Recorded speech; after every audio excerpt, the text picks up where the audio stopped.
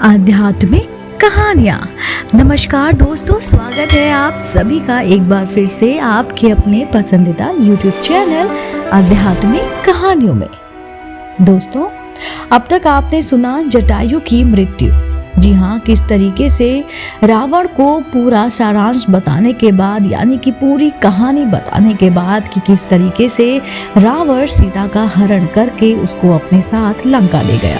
जटायु की राम के बाजुओं में ही मृत्यु हो जाती है। दोस्तों, चलिए आगे की कहानी शुरू करते हैं, जिसका शीर्षक है कमबंद का वध। दोस्तों, कहानी शुरू करने से पहले मैं आपसे जानना चाहती हूँ कि क्या आप मेरे चैनल पर नए हैं? अगर हाँ, तो आप मेरे चैनल को तुरंत सब्सक्राइब कर लीजिए और ये बेल आइकन बजाना बिल्कुल मत भूलिए, क्योंकि ऐसी ही धार्मिक पौराणिक कहानी कथाएं हम आप तक पहुंचाते रहते हैं।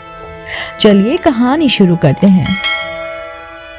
इस प्रकार पक्षीराज जटायु के लिए जलांजलि दान करके वे दोनों रघुवंशी बंधु सीता की खोज में दक्षिण दिशा की ओर चले। कुछ दूर आगे चलकर वे एक ऐसे वन में पहुंचे जो बहुत ही वृक्षों, झाड़ियों एवं लता बेलों द्वारा सभी ओर से घिरा हुआ था तथा अत्यंत दुर्गम, गहन और दुर्गम था। उसे पार करके क्रौचारण नामक वन, जो कि जनस्थान से 3 कोस दूर पर स्थित था, के भीतर पहुंचे। वह वन भी सघन अनेक मेघों के समूह के सदृश श्याम प्रतीत होता था, किंतु विविध रंग के सुंदर फूलों से सुशोभित होने के कारण हर्षोल्लित सा भी जान पड़ता था। उसके भीतर अनेक पशु पक्षी निवास करते थे। वहां पर उन्होंने सीता को खोजना आरंभ कर दिया, किंतु बहुत खोजने पर भी जब कोई परिणाम नहीं निकला तो वे आगे चले। इस वन को पार करके मतंग मुनि के आश्रम के पास जा पहुंचे। वह वन भी भयानक और हिंसक पशुओं से परिपूर्ण था। घूमते घूमते वे ऐसा ही पर्वत कंदार पर पहुंचे जो पाताल की भांति गहरी तथा सदा अंधकार से आवृत रहती थी। उस विशाल कंदरा के मुख पर एक अत्यंत मलिन, लंबे पेट वाली, बड़े बड़े दांतों और बिखरे हुए केश वाली मलिन मुखी विकराल राक्षसनी बैठी हुई थी, हड्डी चबा रही थी। राम लक्ष्मण को देखकर वह अट्टहास करने लगी और दौड़ती हुई राम लक्ष्मण के पास आई और लक्ष्मण को देख के वह उनसे लिपट कर बोली, आओ हम दोनों रमण करें। मेरा नाम आयोमुखी है, तुम मुझे पति रूप में मिले हो और मैं तुम्हारी भार्या हूँ। उसकी इस कुचेष्टा से क्रुद्ध होकर लक्ष्मण ने अपनी मयाम से तलवार निकाली और उसकी नाक और कान का काट डाले तथा उसके स्तन भी काट डाले। उसके सारे शरीर पर रक्त की धाराएं बहने लगी और वह चित्कार करती हुई वहां से भाग गई। आयोमुखी के भाग जाने के पश्चात दोनों भाई थोड़ी दूर गए थे कि वन में भयंकर आंधी चलने लगी। उन्हें एक भयंकर स्वर सुनाई दिया, जिसकी गर्जना से संपूर्ण वन प्रांत गूंज उठा। सावधान होकर दोनों भाइयों ने तलवार निकालकर उस दिशा में पग बढ़ाए जिधर से वह भयंकर गर्जना की आवाज आ रही थी। कुछ ही दूर जाने पर उन्होंने गज के आकार वाले बिना गर्दन के कमबद, यानी कि धड़ मात राक्षस को देखा। उसका ना तो गर्दन था और ना ही मस्तक।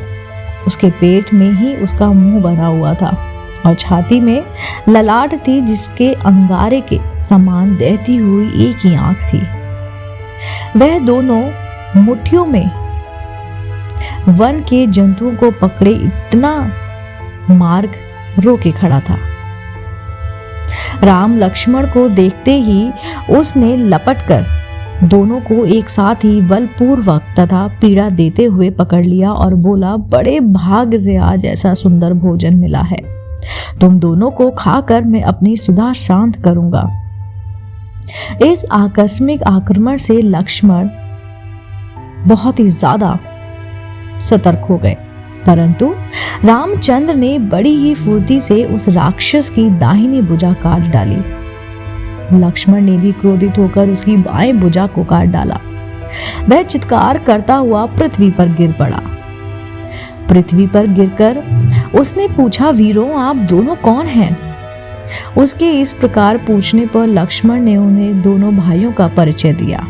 उनका परिचय सुनकर कम्बंद ने राम से कहा, महाबाहु राम, पूर्व काल में मैं अत्यंत पराक्रमी था, किंतु पराक्रमी होते हुए भी राक्षस रूप धारण कर ऋषियों को डराया करता था। एक बार क्रोधित होकर स्थूलशिरा नामक महर्षि ने मुझे राक्षस हो जाने का शाप दे दिया। शाप मुक्ति के लिए मेरे द्वारा प्रार्थना करने पर उन्होंने बताया, जब राम तुम्हारी भुजाओं को काट देगा तो तुम्हारी मुक्ति हो जाएगी। हे पुरुष श्रेष्ठ, आपने राक्षस योनि से मुझे मुक्ति दिलाकर मेरा बड़ा उपकार किया है। अब आप मुझ पर इतनी कृपा करें कि अपने हाथों से मेरा दाह संस्कार भी कर दें। कम्बंद की प्रार्थना सुनकर राम बोले, हे राक्षस राज, मैं तुम्हारी इच्छा अवश्य पूरी करूंगा। मैं तुमसे कुछ सूचना प्राप्त करना चाहता हूं, आशा है तुम अवश्य दोगे। दंडक वन में मेरी अनुपस्थिति में लंकापति रावण मेरी पत्नी का अपहरण करके ले गया है। मैं उसके बल, पराक्रम, स्थान आदि के विषय में तुमसे पूरी जानकारी चाहता हूं। यदि जानते हो तो मुझे बताओ। राम का प्रश्न सुनकर कम्बंद बोला, हे रघुनंदन, रावण बड़ा बलवान और शक्तिशाली नरेश है। उससे देवदानव सभी भयभीत रहते हैं। उस पर विजय प्राप्त करने के लिए आपको नीति का सहारा लेना होगा। आप यहाँ से पंपा सरोवर चले जाइए। वहां पर ऋषमुख पर्वत पर वानरों का राजा सुग्रीव अपने 4 वीर वानरों के साथ निवास करता है। वह अत्यंत वीर, पराक्रमी, तेजस्वी, बुद्धिमान, धीर और नीति पूर्ण है। उसके पास एक विशाल पराक्रमी सेना भी है, जिसकी सहायता से आप रावण पर विजय प्राप्त कर सकते हैं। उसके ज्येष्ठ भ्राता बलि ने उसे राज और उसकी पत्नी का अपहरण कर लिया है। यदि आप उसे अपना मित्र बना सके तो आपका कार्य सिद्ध हो जाएगा। वह राक्षसों के सब स्थानों को जानता है और उनकी मायावी चालों को भी समझता है। उसे भी इस समय एक सच्चे पराक्रमी मित्र की आवश्यकता है। आपका मित्र बन जाने पर वह अपने वानरों को भेजकर सीता की खोज करा देगा। साथ ही सीता को वापस दिलाने में भी आपकी सहायता करेगा। इतना कहकर कम्बंद ने अपने प्राण त्याग दिए। रामचंद्र उसका अंतिम संस्कार करके लक्ष्मण सहित परस्पर की ओर चल पड़े। पंपपासर के निकट उन्होंने एक सुंदर सरोवर देखा, जिसमें दोनों भाइयों ने स्नान किया। दोस्तों, उम्मीद करती हूँ आपको मेरे द्वारा सुनाई गई कहानी कम्बंद का वध जरूर पसंद आई होगी। आगे की कहानी, जिसका शीर्षक होगा शबरी का आश्रम। जी हाँ दोस्तों, ये काफी ज्यादा रोमांचक कहानी है कि शबरी कैसे अपने झूठे बेर राम जी को खिलाती है। दोस्तों, अगर आपको ऐसे ही धार्मिक पौराणिक कहानी कथाएं सुनना पसंद है तो आप मेरे चैनल आध्यात्मिक कहानियों को तुरंत लाइक कीजिए, शेयर कीजिए और सब्सक्राइब करना बिल्कुल ना भूलिए। मैं जल्द ही लौटूंगी एक नई रोचक वीडियो के साथ। आप देख रहे थे आपका अपना पसंदीदा YouTube चैनल आध्यात्मिक कहानियाँ।